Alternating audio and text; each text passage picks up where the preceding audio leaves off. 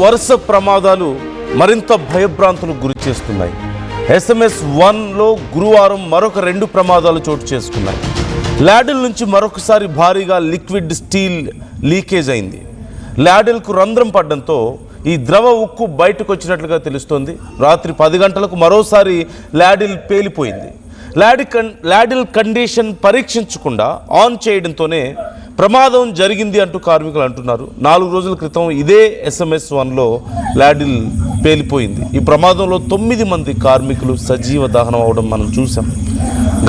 గాయపడ్డటువంటి కార్మికులకు చికిత్స ఇంకా కొనసాగుతున్న సందర్భాన్ని చూస్తున్నాం. వారు ఇంకా కోలుకోవడానికి చాలా సమయం పట్టేలా ఉంది. అండ్ ఒక్కసారి ఆ రోజు జరిగినటువంటి ప్రమాదానికి సంబంధించిన ఆ విజువల్స్ మీరు చూస్తున్నారు. ద్రవ ఉక్కు ఒక్కసారిగా ల్యాడిల్ పేలిపోవడంతో దాంట్లో ఉన్నటువంటి ఉక్కు మొత్తం ఒక్కసారిగా కిందకి పడిపోవడం, అది కార్మికుల మీద పడి గుర్తుపట్టలేని స్థితిలో వారి శరీరాలను మనం చూసాం. అనేక మంది గాయాలయ్యాయి. అయితే ఆ ఘటన జరిగినటువంటి తర్వాత కూడా మరొక 2 ప్రమాదాలు చోటు చేసుకున్నాయి. అదే SMS-1 దగ్గర అదే ల్యాడిల్ ప్రమాదం మళ్ళీ చూసాం.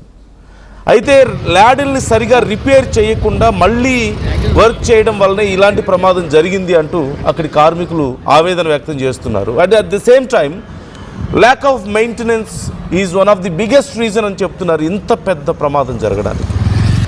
ప్రాపర్ మెయింటెనెన్స్ లేకపోవడం, మ్యాన్ పవర్ తక్కువగా ఉండడం, ఇలాంటి కారణాలే ప్రధానంగా ఇలాంటి ప్రమాదాలకు కారణాలు అవుతున్నాయి అని చెప్పి ఆ రోజు కార్మికులు లోకేష్తో కూడా వాగ్వాదానికి దిగడం మనం చూసాం.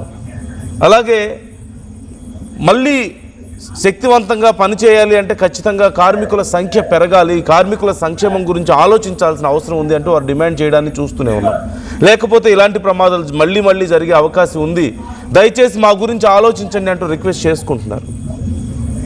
సో మళ్ళీ ల్యాడిల్ రిపేర్ చేయకుండా అసలు ఎందుకు ఆన్ చేశారు అక్కడ? ఆ ప్రమాదం మళ్ళీ ఒకసారి ఆల్మోస్ట్ అలాంటి ఒక ప్రమాదానికి అతి చేరువుగా వెళ్ళొచ్చినటువంటి పరిస్థితి ఏంటి? డీటెయిల్స్ మనం మరిన్ని తెలుసుకోబోతున్నాం.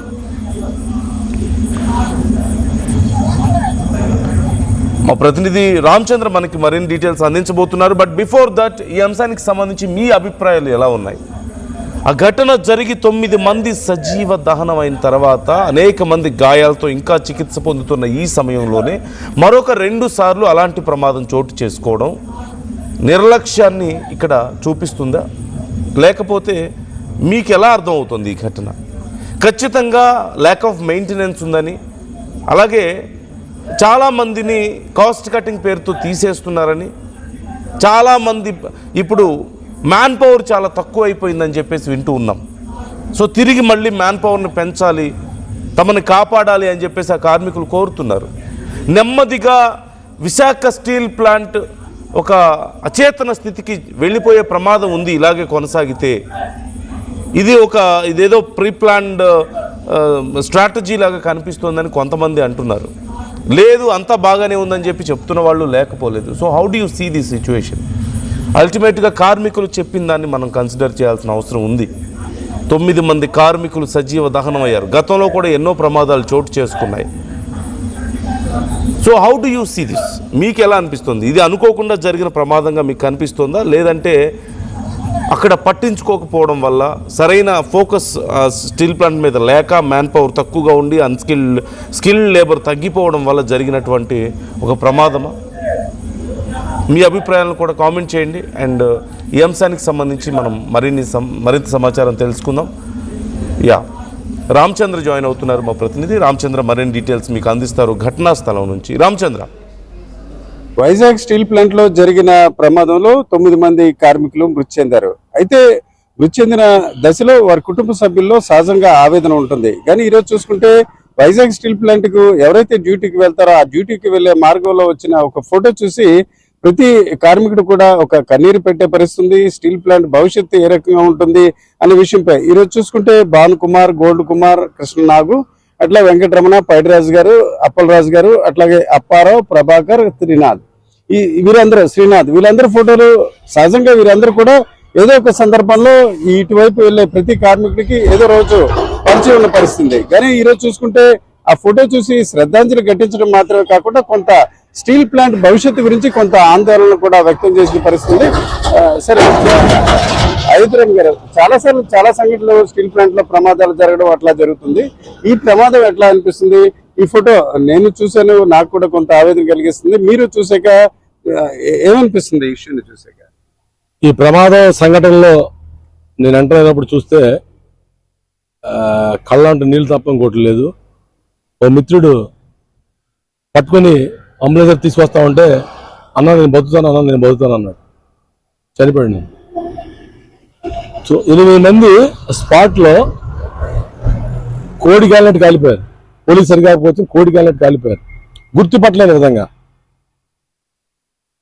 చివరికి వారిని గుర్తుపట్టని వాళ్ళ కుటుంబ సభ్యులే డిఎన్ఏ చేయమని అడిగిన పరిస్థితి. వాళ్ళ మనిషిని వాళ్ళు గుర్తుపట్టలేని పరిస్థితి. అంటే స్టీల్ ప్లాంట్లో ఉద్యోగం సంపాదించి కాంపిటేటివ్ ఎగ్జామినేషన్స్ రాసి ఇంటర్వ్యూస్ అటెంప్ట్ చేసి ఉన్నత చదువులు చదువుకొని సొసైటీ సర్వీస్ చేస్తూ కుటుంబాన్ని పోషించుకుందని వచ్చినటువంటి వాళ్ళు విఘటజీవులుగా మారిపోయారు. ఈ భానుకుమార్ అయితే దీనిలో ఈ కుర్రాడికి 3 నెలలు బాబు ఉన్నాడు. ఈ భానుకుమార్ 3 నెలలు బాబు ఉన్నాడు. ఈ 3 నెలల బాబుని చూసుకోవడం కోసం రాత్రి డ్యూటీలు అవ్వక రాత్రి డ్యూటీ రావాల్సిన మధ్యాహ్నం డ్యూటీ మార్చుకొని 2 o'clock డ్యూటీ వచ్చాడు. 2 గంటలకు వచ్చా 4 గంటలనే మొత్తం. ఈ గోల్డ్ కుమార్ బీహార్ నుంచి వచ్చాడు. ఇతను కొత్త ఎంప్లాయీ. ఇతను ఆడపిల్లలు 4 ఏళ్ళు 6 ఏళ్ళు ఆడపిల్లలకి, భార్య పిల్లలు సెలవులకి బీహార్కి వెళ్ళారు. ఇతను డ్యూటీలో ఉన్నాడు. స్పాట్లో కాల్చి చనిపోయాడు. వీళ్ళ ఫ్యామిలీ బీహార్ నుంచి రావడానికి 24 hours పట్టింది. ఈ బాడీని బీహార్ చేర్చడం కోసం చాలా కష్టపడాల్సి వచ్చింది. ఎయిర్పోర్ట్లకి అథారిటీస్ అడిగితే డాక్టర్ సర్టిఫికేట్ తెమ్మన్నారు, ఎయిర్లో లిఫ్ట్ చేద్దామని చెప్పి. కేజీ డాక్టర్లు అడిగితే ఎమాబిలింగ్ చేయడం సాధ్యం కాదు, ఈ బాడీకి ఫ్లష్ లేదు, మొత్తం కాలిపోయింది కాబట్టి చేయలేమని చెప్పారు. ఎమాబిలింగ్ చేయకపోతే ఆ బాడీని ఎయిర్పోర్ట్లో యాక్సెప్ట్ చేయను అన్నారు.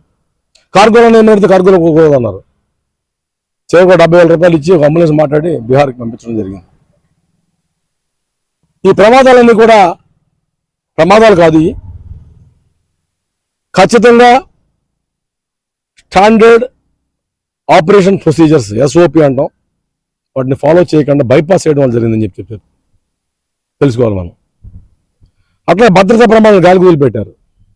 మూడోది, ఒక మిషన్లో 20 మంది పనిచేయాల్సిన చోట ఒత్తిడి పెట్టి ఉద్యోగాలు తీసేసి VRS ఇచ్చి రిటైర్మెంట్ చేసి 11 మంది పనిచేస్తూ ఉన్నారు. నాలుగోది, స్టీల్ ప్రాసెస్లో వాడేటువంటి ఫెర్రోలైజ్తో సంబంధించి రా మెటీరియల్స్, ఫెర్రోసిలికాన్ కానీ, ఫెర్రో మ్యాంగనీస్ కానీ, పెట్రో కోక్ కానీ, అల్యూమినియం ఇంగాట్స్ కానీ నాసిరకం వస్తూ ఉన్నాయి. ఎప్పటి నుంచో చెప్తా ఉన్నాం. ఆ నాసిరకం మెటీరియల్ ఆత్మహత్యలు వేసినప్పుడు రసాయన చర్యలు తేడాలు వస్తూ ఉన్నాయి. తద్వారా బ్లాస్టులు జరుగుతూ ఉన్నాయి. ఇదే డిపార్ట్మెంట్లో మల్లేశ్వరం ఒక ఆఫీసర్ని కోల్పోయాం, శ్రీనివాసరావు టెక్నీషియన్ కోల్పోయాం, బల్లెట్ పంట రీసెంట్గా ఇంకో టెక్నీషియన్ కోల్పోయాం. ఇప్పుడు 9 మంది చనిపోయారు. గత సంవత్సరం ఈ యాక్సిడెంట్లో 12 నెలలు 12 మంది చనిపోయారు. అంటే స్టీల్ ప్లాంట్ అంటే చనిపోవడం వస్తారా? కాబట్టి దీన్ని రాష్ట్ర ప్రభుత్వం కలెక్ట్ చేసుకోవాలి. సేఫ్టీ అధికారులకు అడ్డం పడకూడదు, ఫ్యాక్టరీస్ ఇన్స్పెక్టర్ అడ్డం పడకూడదు, లేబర్ అధికారులు అడ్డం పడకూడదు. వాళ్ళ పనులు చేయనివ్వాలి. మేము కేంద్ర ప్రభుత్వ సంస్థ అని చెప్పేసి ఎవరిని మాట్లాడి నోరుముంచేసి పనిచేస్తా ఉన్నారు. తద్వారా ఈ ప్రమాదాలు జరుగుతాయి. ఓకే సార్, రీసెంట్ గా నిన్న నైట్ ఒక ప్రెస్ రిలీజ్ చూశారు కదా. జనరల్ గా ఎప్పుడైనా చర్యలు తీసుకుంటారు, కానీ రీసెంట్ గా చూసుకుంటే 3 జనరల్ మేనేజర్ని, ఒక 4 DGMలు కూడా ట్రాన్స్ఫర్ చేశారు. ఎట్లా అనిపిస్తుంది? ఒక రకంగా మంచి చర్య అనిపిస్తుందా, అది ఒక కంటి తుడుపు చర్య అట్లా అనిపిస్తుందా మీకు? అసలు ప్రజల యొక్క మైండ్ని డైవర్ట్ చేసేదానికి ఆడుతున్నటువంటి నాటకం. ఎందుకంటే వాళ్ళు చేసిన ప్రభుత్వం కానీ మేనేజ్మెంట్ కానీ చేసినటువంటి తప్పులని చెప్పి తేలిపోతూ ఉంది. ఈ తేలిపోతున్న సమయంలో మేము ఏదో చేసామని చెప్పడానికి వీళ్ళు ఈ కార్యక్రమాన్ని చేశారు. యాక్చువల్లీ రిపోర్ట్ రాకుండా ఏ విధంగా యాక్షన్ తీసుకుంటారు? ఒకవేళ రిపోర్ట్ రాకుండా యాక్షన్ తీసుకోవాలంటే ఇమీడియట్గా ముందు ఎవరిని చేయాలి? డైరెక్టర్ ఆపరేషన్ని CMDని అరెస్ట్ చేయాలి. వాళ్ళు చేయకుండా ఎవరో కింద ఉన్నటువంటి GMలు వాళ్ళు చేయగలరు. అందులోకి పర్సనల్ ఆఫీసర్లు ఏం చేస్తారండి? హెచ్ఆర్ వాళ్ళని ట్రాన్స్ఫర్లను, సస్పెన్షన్లను. ఇది ఎంతవరకు న్యాయం? అంటే ప్రజల యొక్క మైండ్ని డైవర్ట్ చేసే ప్రక్రియ. వాళ్ళు చేసిన తప్పులు ఎప్పుడైతే బయటకు వచ్చేస్తాయని చెప్పి దీంతోనే ప్రజల్ని కాస్త నెమ్మదించేదానికి కావాల్సిన నాటకం తప్పిస్తే పొంగే పాల మీద నీళ్లు చల్లినట్టు ఈరోజు ప్రజల్లో ఉద్రిక్తత వస్తుంది. కాబట్టి ఆ ఉద్రిక్తతను చల్లబరచడానికి ఈ విధమైన చర్యలను తీసుకుంటున్నారు. ఇది పద్ధతి కాదు. ఎందువల్లంటే ఈ విధంగా భయభ్రాంతులు చేస్తే ఆఫీసర్లు ఇది చేశాం కాబట్టి మీరంతా అని చెప్పి కార్మికులు కూడా భయపెట్టేదానికి వచ్చిన నాటకం అని చెప్పి నేను చెప్పదలుచుకున్నాను. ఓకే, సరే. మళ్ళీ అంటే ప్రమాదం జరిగింది జస్ట్ 2 days అయింది. ఈరోజు శుక్రవారం, ఈరోజు తెల్లవారుజామున కూడా మళ్ళీ SMS లో లాడీలకి ఒక రంధ్రం పడింది అంటున్నారు. అది నిజమా? ఏం జరిగింది సార్? రంధ్రాలు పడుతున్నాయండి. ఎందుకంటే ఈ రోజు కదా, ఏదైతే 8వ తారీఖున జరిగిన యాక్సిడెంట్కి ముందు SMS 2లో లాడీలో త్రూ అయిపోయింది. లాడీలు త్రూ అంటే లాడీలు కన్నం పడిపోయింది. ఎందుకంటే నాసిరకమైనటువంటి బ్రిక్స్ వాడడం, అలాగే ఆ లాడీలు లైనింగ్ ప్రాపర్గా చేసే కాంట్రాక్ట్ పర్మనెంట్ ఎంప్లాయీస్ని అవన్నీ పంపించేయడం, అలాగే ప్రాపర్ కాంట్రాక్ట్ని పెట్టకపోవడం. దాన్ని చెక్ చేస్తారు. ఎందుకంటే ఆ లాడీలు ఎన్ని హీట్లు క్యారీ చేయగలుగుతున్నది ప్రతి లాడీలో లైనింగ్ అయిన తర్వాత చెక్ చేస్తారు. ఆ చెక్ చేసే ప్రక్రియ అనేది మొత్తం ఆపేయడం అనేది జరిగింది. దాన్నే పడ్జింగ్ అంటారు. కింద చెక్ చేసి ఎలా ఉంది, దాని యొక్క కెపాసిటీ ఎంతవరకు లాగుతుంది ఏంటిది, అవేమీ లేని పరిస్థితి. అందులోకి అక్కడ నిష్ఠాతులైన కార్మికులందరినీ చెప్పారు కదా, 6,000 మంది కార్మికులు తీస్తారు. అందులో ఇక్కడే ఎక్కువ మందిని తీసేయడం అనేది జరిగింది. దానివల్ల ఆ రోజు జరిగింది. మొన్న చెప్పారు కదా, శ్రీనివాస్ చనిపోయినప్పుడు ఆ రోజు జరిగింది. అంతకుముందు ఒక ఆఫీసర్ చనిపోయినప్పుడు అప్పుడు అదే జరిగింది.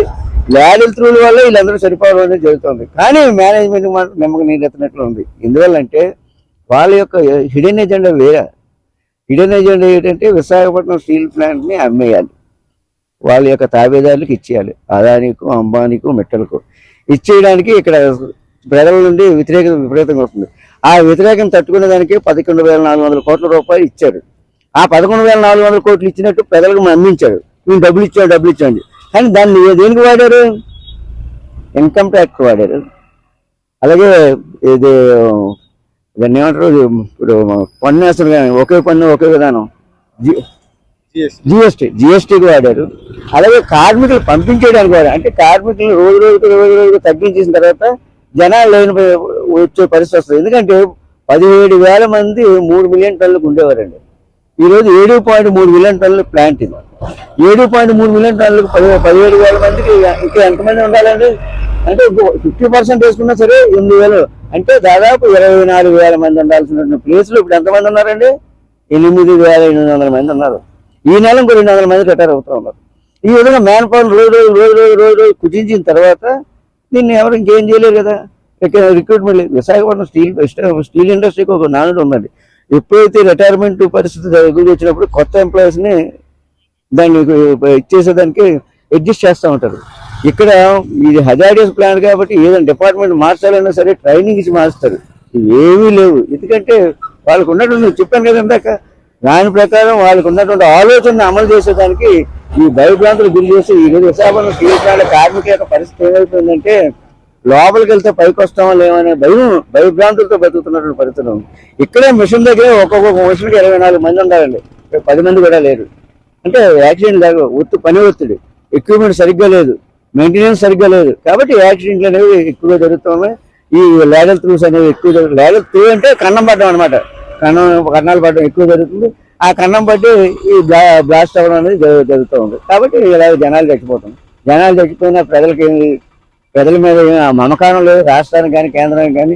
దాన్ని కూడా దారి మళ్లించడానికి ఈరోజు కార్మిక నాయకులు రాజకీయాలు చేస్తున్నారు.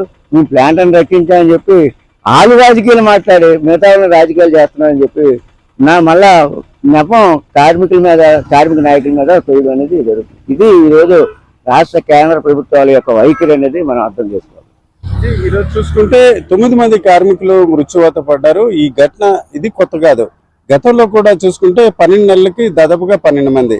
అలాగే ఆక్సిజన్ ప్లాంట్ ఒకసారిగా కుప్పపూర్ల ఘటనలో చూసుకుంటే 19 మంది మృతి చెందారు. ఇక లెక్కలేక 1-2 చనిపోయినవి ఒక రకంగా గణాంకాల్లో లెక్కలేని రీతిలో ఉంది. ఇదంతా కూడా విశాఖ ఉక్కును దశల వారీగా ఒక ప్రైవేటీకరించే భాగంలో ఈ జరుగుతున్న తతంగా చెప్పుకున్నారు. ఈరోజు చూసుకుంటే SMS 1లో ప్రమాదం జరగడానికి దాదాపు 20 నిమిషాల ముందు SMS 2లో జరిగింది. అయితే అక్కడ ప్రాణ నష్టం జరగలేదు కాబట్టి దాని గురించి పెద్దగా చర్చ లేదు. ఈరోజు చూసుకుంటే శుక్రవారం ఉదయం తెల్లవారుజామున 1 గంట సమయంలో SMS 1లో ల్యాడర్ రంధ్రం పడింది. వాస్తవానికి చూసుకుంటే ఏదైతే ల్యాడర్లో ఉంటుందో దాంట్లో కొంత రిఫ్రాక్టర్స్ ఉంటాయి. అటు కానీ కొన్ని గంటల హీట్స్ తర్వాత వాటిని మార్చే పరిస్థితి ఉంటుంది. కానీ ఆ పరిమితి మించినప్పుడు కూడా మార్చకపోవడం వల్ల ఈ రకంగా రంధ్రం పడడం, పెద్ద ఎత్తున ఏదైతే లిక్విడ్ స్టీల్ ఉంటుందో అది నేలపాలై నష్టం జరుగుతుంది. అయితే ప్రాణ నష్టం అది కూడా పెద్ద సంఖ్యలో 2-3 చనిపోయినప్పుడు దీని గురించి చర్చ జరుగుతుంది. ఒకరిద్దరు గాయపడితే దాని గురించి లెక్కలేని పరిస్థితి. ఇదంతా కూడా ఒక కుట్రపూరితంగా జరుగుతున్న వ్యవహారం. ఖచ్చితంగా ఈరోజు చూసుకుంటే 4 DGMలని 3 జనరల్ మేనేజర్లు బదిలీ కేవలం ఒక కంటి తుడుపు చర్య. నిజానికి చూసుకుంటే ఈ గంటపై CMDతో పాటు ఉన్నతాధికారులపై క్రిమినల్ కేసులు నమోదు చేయాలి. దానికి ప్రత్యామ్నాయంగా ప్రజల దృష్టి, కార్మికుల దృష్టి మరల్చే క్రమంలోనే కేవలం ఈ బదిలీలు జరిగాయి. ఈ నిజానికి చూసుకుంటే పూర్తి స్థాయిలో ముడిసరుకు నాణ్యతతో ఉన్న ముడిసరుకు గాని వినియోగించినట్లయితే ఈ రకంగా ప్రమాదాలు జరిగే అవకాశం ఉండదు. ఆ రకమైన చర్యలు చేపట్టినంత వరకు ఈ ప్రమాదాలు ఇదే రకంగా జరుగుతాయని ఇక్కడ కార్మిక సంఘ నాయకులు ఆవేదన వ్యక్తం చేస్తున్నారు. కెమెరా పర్సన్ తిరుపతితో Ramachandra, RTV, Vizag. At KL, the expertise of the world in the palm of your hand. KL deemed to be university. చిన్న చిన్న ఆనందాలు 35 ఏళ్లుగా నా జీవితంలో లేవు. 35 ఏళ్లుగా నేను డైపర్లలో బ్రతికాను. 6 సెంటీమీటర్ల ఫిస్టులా నా మూత్రాశయంలో లీకు కారణమైంది. ఎవరూ నాకు సహాయం చేయలేకపోయారు. AINUలో వైద్యులను కలిసే వరకు. అక్కడ వారు రోబోటిక్ శస్త్రచికిత్సతో నాకు పరిష్కారం ఇచ్చారు. వారు నా ఆత్మవిశ్వాసాన్ని కూడా తిరిగిచ్చారు. Precision care makes it possible. The Center for Robotic Surgery at AINU